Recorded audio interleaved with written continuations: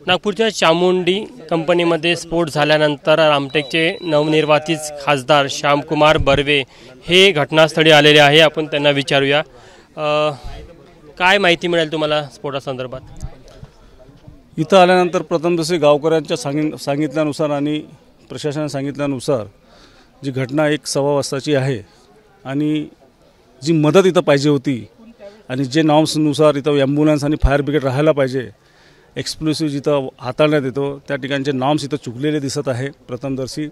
आणि त्यांना उपचाराकरता नेण्याकरिता जे व्यवस्था पाहिजे होती ॲम्ब्युलन्स फायर ब्रिगेड ह्या सर्व गोष्टी इथं नदारद होते।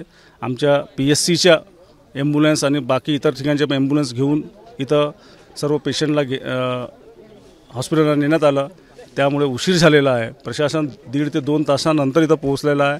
कंपनी ओनरकडून कोणती सुविधा नाही दिसत आहे आणि कंपनीचे मालक इथं नाही, कंपनीचा कोणताही व्यक्ती रिस्पॉन्सिबल पर्सन इथं आतापर्यंत कोणी इथं उपस्थित नाही आहे।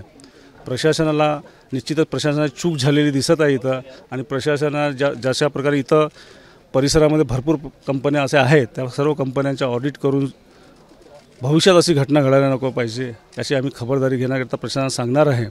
आणि मृतकांच्या आणि ज्यांना दुर्घटना झालेली आहे परिवारांना काय प्रशासनाकडून मदत करता येईल आणि कंपनी ओनरकडून त्याच्याकरता आम्ही प्रशासनासोबत बोलणार आहे। स्थानिकांनी असा आरोप केला की जेव्हा स्फोट झाला आणि आग लागली तर इथे अग्निशमन जे फायर फायटर इक्विपमेंट असायला पाहिजे ते देखील कंपनीकडे नव्हते। हो, ते आम्ही आताच बघितलं ना, काहीच नाही इथं जे पाहिजे दुर्घटना घडल्यानंतर त्या नॉर्म्समध्ये कुठेही कंपनी बसत नाही आहे आणि ही चूक कशी झालेली आहे, प्रशासनानं कशी अशी कंपनी सुरू आहे हे आम्हाला ते बघायचे आहे आणि त्या सर्व प्रश्न विचारायचे आहे प्रशासनाला। तर हे होते श्यामकुमार बर्वे। कॅमेरामॅन व्यंकटेश नायडूसह तुषार कोहळे, ABP माझा, नागपूर। ABP माझा, उघडा डोळे बघा नीट।